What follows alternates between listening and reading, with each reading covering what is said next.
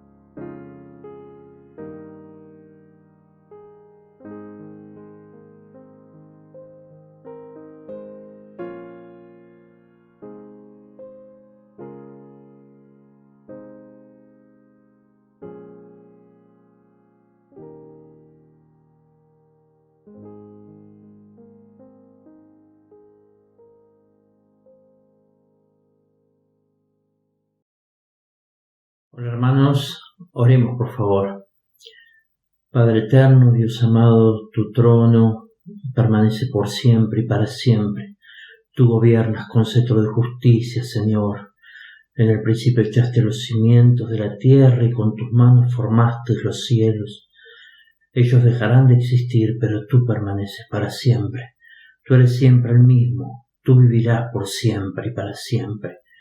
Que todo lo que soy te alabe, Señor, porque vos sos grandioso, no hay nadie como tú, Señor.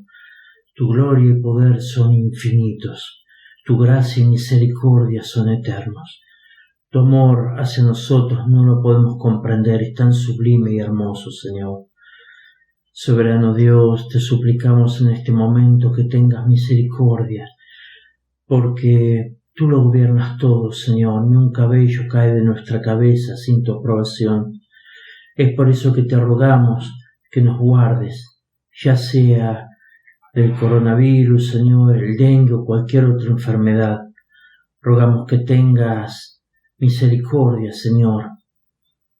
Rogamos que detengas todo lo que el hombre ha llamado pandemia, Señor, pero que nosotros sabemos que es algo que tú permitiste, Señor, aunque no sabemos con precisión el por qué, sí sabemos que vos lo permitiste con un propósito específico.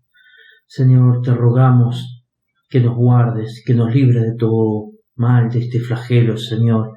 Te suplicamos, Padre Santo, que vos tengas misericordia, Señor, de nosotros, de toda la gente que aún no te conoce, Señor.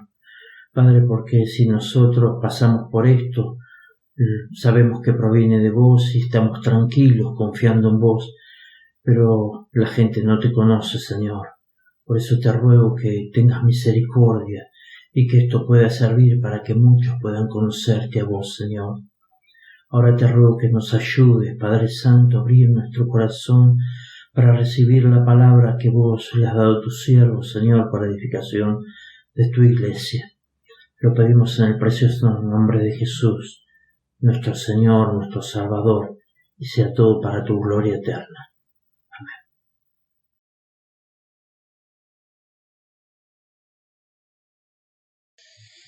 Seguimos con la carta de Santiago, capítulo 4. Les invito a abrir sus Biblias allí, hermanos. El título de este sermón es El origen de las guerras. El título viene, observen el versículo 1, ¿de dónde vienen las guerras y los conflictos entre vosotros? Vamos a orar. Querido Dios y Padre, este es un acto de adoración, más allá de la tecnología, Señor. La queremos colocar delante de ti para que sea un medio para que tu palabra llegue a la vida de mis hermanos en este contexto tan extraño que está viviendo nuestro mundo, Señor. Que nada escapa de tu soberanía, Padre, y de alguna forma, Señor, nos permites tener comunión a pesar de estar distanciados físicamente, pero no del corazón, no de la dinámica del cuerpo de Cristo, Señor. Somos uno en Cristo, así que pedimos que tu palabra pueda seguir haciendo su efecto santificador en la vida de tu iglesia, Señor. Oramos por los que no te conocen y también podrían ser expuestos, influenciados por tu palabra para creer en Cristo, en tu Hijo amado. Oramos en Jesús. Amén. El pasaje no aborda el asunto de las guerras de naciones y pueblos en general, sino tristemente y paradójicamente las guerras dentro de la iglesia. ¿De dónde vienen las guerras y los conflictos entre vosotros? ¿Vosotros quiénes? Los creyentes, a los cuales Santiago escribió en el siglo I. Y luego continúa en el versículo 1, dice, ¿no es de vuestras pasiones las cuales combaten en vuestros miembros? Bueno, ya hemos visto una descripción de la vida de ciertas personas dentro de la congregación, personas conflictivas, que había dentro de los lectores originales, de los congregantes de la iglesia allí a la cual se dirige Santiago. Observen, solo como un modo de repaso, el versículo 10 del capítulo 3. De una misma boca proceden bendición y maldición. Hermanos míos, esto no debe ser así. Versículo 14. Pero si tenéis celos amargos y contención en vuestro corazón, estas cosas estaban pasando. Versículo 15. Esta sabiduría no es la que desciende de lo alto, sino terrenal, animal y diabólica. Ahora Santiago va a concluir su amonestación teniendo como meta el arrepentimiento de estas personas. Ese es el objetivo de la predicación. No solo es un acto de adoración a Dios, sino que busca un propósito, el propósito de Dios. Y Santiago, como un predicador de Dios, está buscando el arrepentimiento de sus oyentes. Es por eso que llega al versículo 7 del capítulo 4, dice: someteos pues a Dios, porque de eso se trata el reino de Dios. ¿Quién es el rey y quiénes son los súbditos? Bueno, Dios es el rey y nosotros somos los súbditos, pero en un mundo al revés, en un mundo caído, los cristianos tienen que enderezar las cosas de forma teológica y observar cómo Dios ha dispuesto este mundo, que está caído, pero que los verdaderos creyentes se someten al ideal bíblico, que es Dios es el rey y nosotros nos sometemos a Él. Y Santiago está dirigiendo a la congregación hacia ese asunto. Dios es el rey, no el diablo, por eso luego agrega: resistid al diablo y huirá de vosotros. No tiene que estar en el cuadro del reino de Dios el diablo. Acercaos a Dios, dice, y Él se acercará a vosotros, y continúa en esa dirección, llevando a la congregación al arrepentimiento. Vamos a ver esta porción en otro mensaje. Hay un debate acerca de las personas a las cuales se está dirigiendo particularmente en ciertas porciones del discurso, de la argumentación, si son creyentes, no son creyentes. La carta está dirigida a creyentes, eso es así, sin dudas. Y en todas las iglesias hay personas que no han nacido de nuevo. Creo que en este caso no es la excepción. El vocabulario que usa Santiago es tan fuerte que es difícil pensar que se está dirigiendo por momentos a cristianos. Es como si estuviésemos en una conferencia y por momentos el predicador, el conferencista, se dirige particularmente a ciertos sectores de su auditorio. Bueno, esa es la idea aquí. Tenemos que percibir que hay partes donde Santiago está dirigiéndose particularmente a personas no cristianas. No obstante, creo que se aplica a todos. Tenemos que ser suficientemente humildes para reconocer que los creyentes podemos incurrir en esta clase de actitudes. ¿Qué actitudes? Bueno, actitudes de contención que vamos a observar en nuestro pasaje. Dice 1 Corintios 6:7: por cierto, es ya una falta en vosotros que tengáis pleitos. Es decir, pleitos es parte de la vida humana y de las relaciones. Versículo 19 de Gálatas 5 dice: y manifiestas son las obras de la carne, que son adulterio, fornicación, inmundicia, lascivia, idolatría, hechicerías. Luego agrega todo lo que es las relaciones interpersonales pecaminosas: enemistades, pleitos, celos, iras, contiendas, disensiones, herejías, envidias, homicidios, y continúa la lista. Pero hay que distinguir entre una condición permanente y una caída puntual. Bien, nuestro pasaje de hoy menciona varias de esas obras carnales que Pablo cita en Gálatas 5. Los lectores tendrán que identificar el problema en sus propias vidas. Las congregaciones deben identificar esos pecados en sus miembros, y eso nos incluye a nosotros también, hermanos. Porque la palabra de Dios, si bien no fue escrita a nosotros, fue escrita para nosotros como su pueblo. Así que les quiero mostrar brevemente cómo esta porción es presentada, cómo es presentada la confrontación que hace Santiago en esta porción que vamos a considerar. En primer lugar, comienza con una pregunta. Hay una pregunta en la primera línea y sería la presentación del problema. Es como identificar de qué se trata el problema. Luego, en segundo lugar, hay una respuesta. Se responde en la segunda línea del versículo 1 con otra pregunta, pero esa segunda pregunta verdaderamente es una respuesta, es una pregunta retórica. Y en tercer lugar, la evidencia, porque Santiago no quiere dejar las cosas ambiguas en el aire, sino que presenta evidencia en las próximas líneas. Él prueba realmente su punto, argumenta su punto. Así que el versículo 1, ¿de dónde vienen las guerras y los conflictos entre vosotros? Y la segunda línea es una respuesta, una pregunta, pero una pregunta-respuesta. Dice, ¿no es de vuestras pasiones las cuales combaten en vuestros miembros?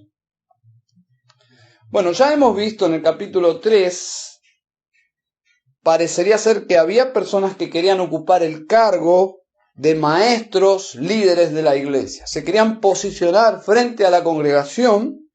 Eso lo observamos en el versículo 1 del capítulo 3. Pero la idea es que no llegaron a lograr sus metas. No lograron posicionarse como ellos querían, como maestros. Pero en ese intento carnal, a fuerza de voluntad, en ese intento de llegar ahí, hicieron mucho daño a la iglesia. La pregunta del versículo 1, ¿de dónde vienen las guerras y los conflictos entre vosotros?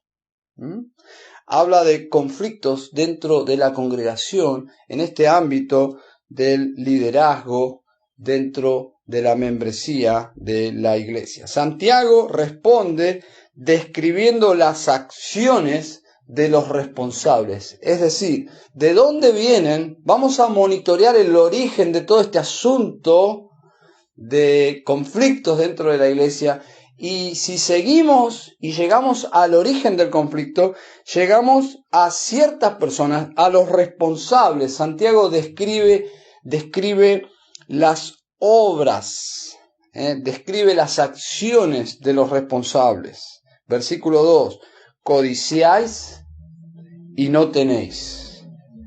Por eso cometéis homicidio. Sois envidiosos y no podéis obtener. Por eso combatís y hacéis guerra y no tenéis, porque simplemente no pedís. Pedís y no recibís, porque pedís con malos propósitos para gastarlo en vuestros placeres. Bueno, duro el lenguaje. Les advertí que era una porción dura.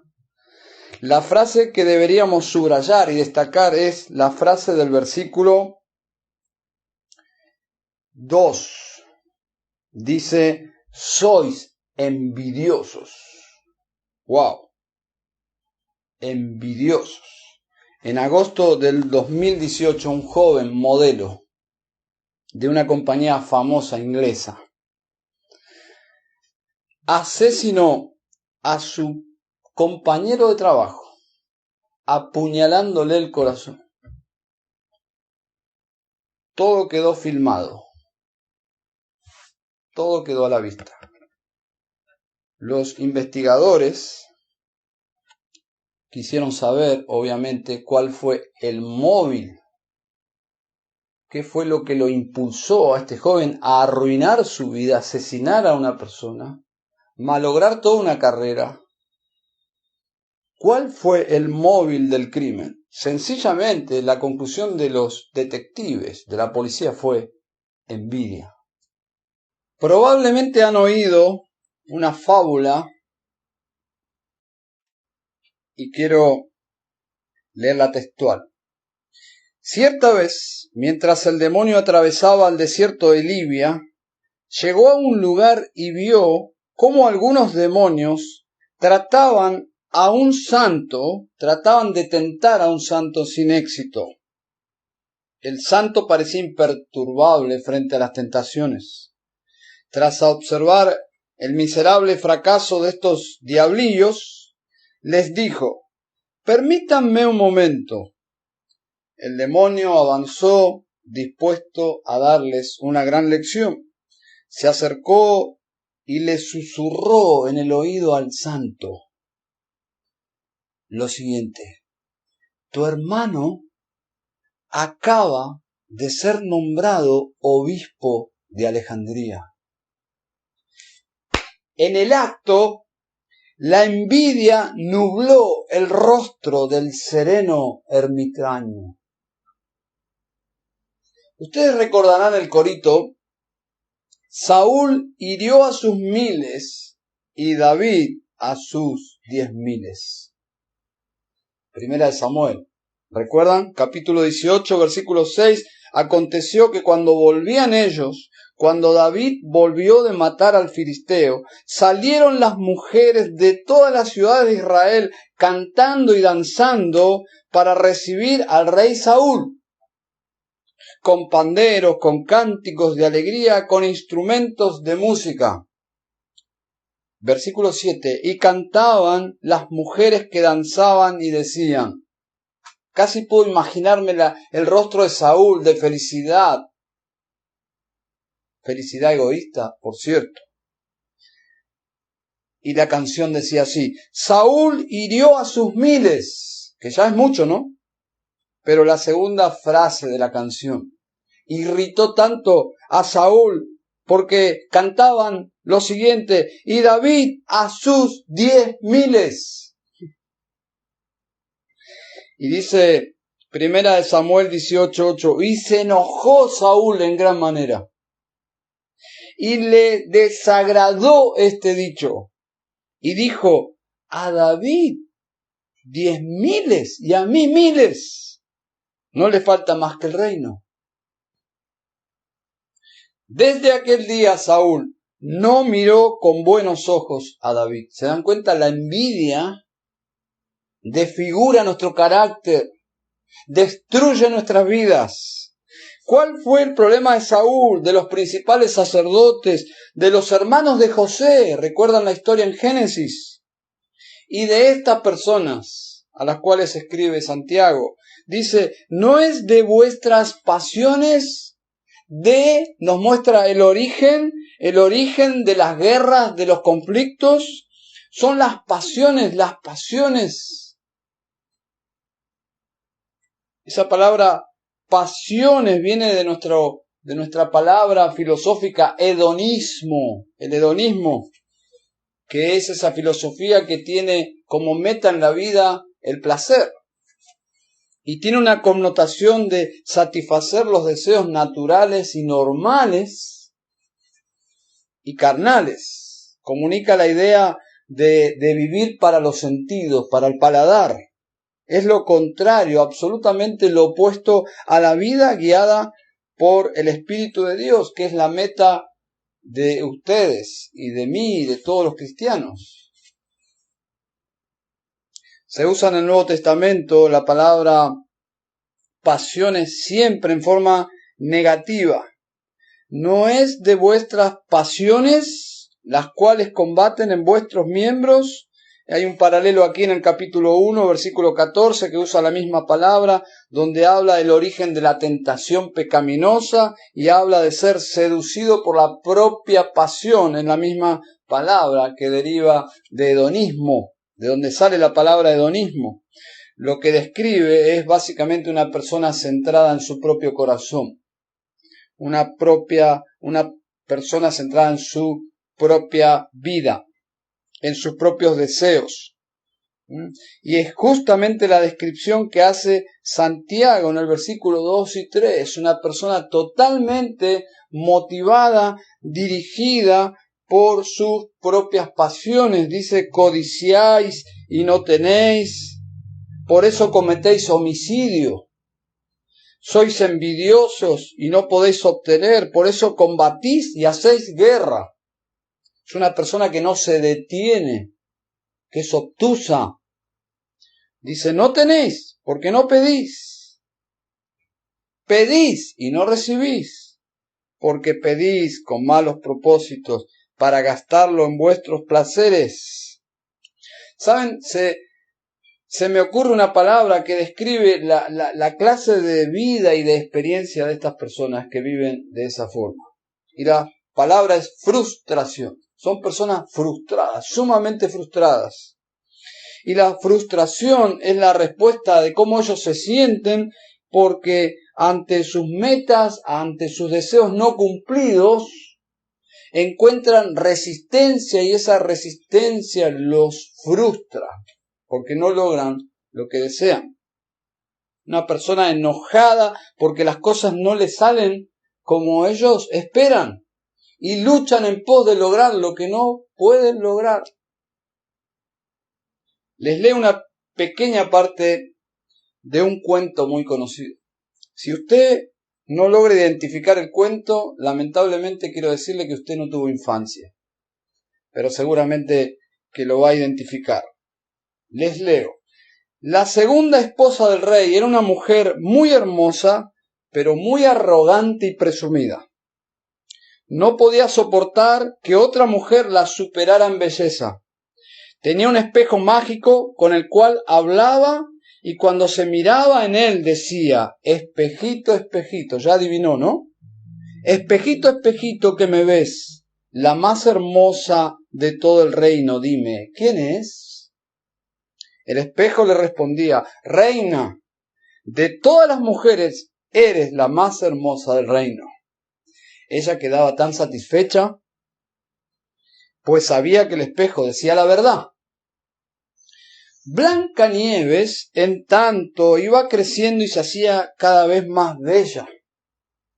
Cuando cumplió los 17 años, era ya tan hermosa como la luz del día, más que la misma reina.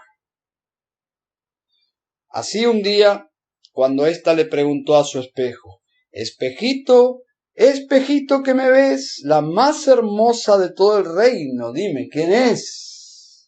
El espejo no respondió lo de siempre. Oh, reina, que sin duda la más hermosa eras. Ahora Blancanieves 1000 veces te supera. La vanidosa reina se asustó al escuchar esta verdad, se enfermó de envidia y cada vez que veía a Blancanieves una oleada de odio le subía desde el corazón a su rostro que le ponía negra.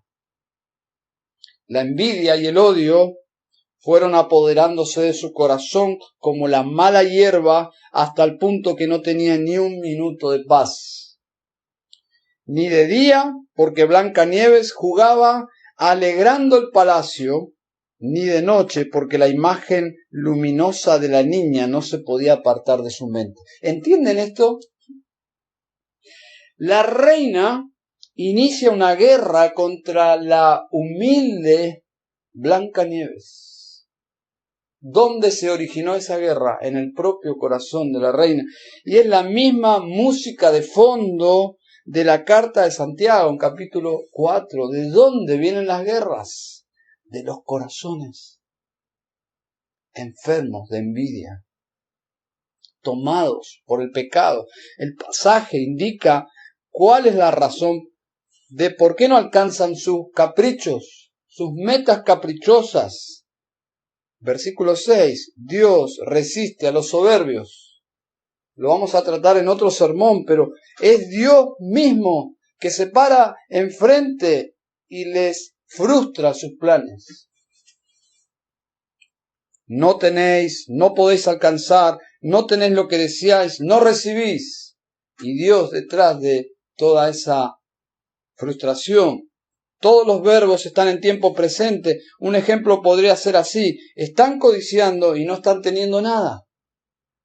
Están pidiendo y no están recibiendo nada. Sumamente frustrante. Dios no es parte de esta clase de vida, se opone activamente a sus deseos, no responde sus oraciones, ni les ayuda a prosperar en sus propios planes. Y quiero concluir con un salmo que es casi como lo opuesto de esta clase de vida. Dice el Salmos capítulo 37, versículo 4 y 5, pon tu delicia en el Señor. Él te dará las peticiones de tu corazón. Encomienda al Señor tu camino. Confía en Él y Él actuará. Cuando me veo envuelto en un conflicto, y eso nos sucede a todos, debo ver en primer lugar, en esa atmósfera de conflicto, debo ver en primer lugar mi propio corazón. Porque los conflictos revelan lo que hay en mi corazón. Y Dios permite los conflictos para santificar a su pueblo. Es allí donde el texto bíblico se dirige. Es de donde vienen los conflictos del corazón. Paul Tripp le llama a estos deseos deseos gobernantes que terminan controlando mi vida y desplazan a Dios. ¿Has luchado alguna vez con algo así? Seguramente, como yo. ¿Qué debe hacer un creyente frente a esta situación? El hecho de ser parte de un conflicto e identificar en su propio corazón que es parte activa y responsable de ese conflicto. Bueno, aparte de lo que menciona más adelante de someterse al Señor, no es solo una actitud de sumisión por medio de la confesión, sino del gozo de la sumisión gozosa. Dice el Salmo 37, pon tu delicia en el Señor. Cuando entramos en un conflicto, lo que hace que ese conflicto se haga más intenso y nos robe el gozo es que justamente seguimos adelante por el camino del egoísmo. Lo que debemos hacer es ceder a nuestro orgullo y concentrarnos en el Señor. Pon tu delicia en el Señor. Y cuando surgen conflictos en cuanto a que mis hermanos tienen dones más preciosos que los míos, desde mi óptica, obviamente.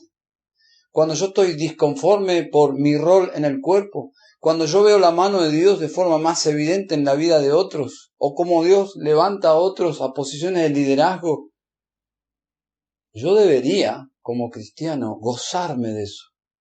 Porque eso se trata del bien común del cuerpo para la gloria de Dios. Pero cuando yo me siento incómodo por la prosperidad y la bendición de Dios en la vida de otros, eso habla muy mal de mi propio corazón.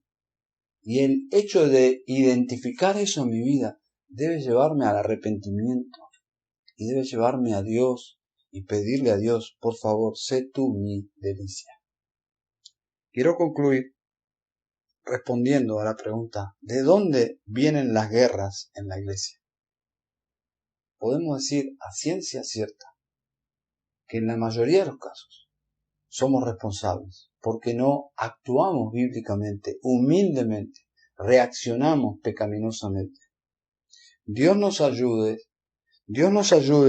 mis hermanos, a vivir centrados en Cristo, que Cristo sea nuestro deleite y no en nuestros propios deseos. Dios nos ayude a no caer en esta categoría de pecados que afecta la unidad y la paz del cuerpo de Cristo, la iglesia amada de Cristo. El Señor nos ayude. Oremos. Padre, te ruego que bendigas tu palabra y santifiques a tu iglesia, Señor. Oramos en Cristo Jesús. Amén.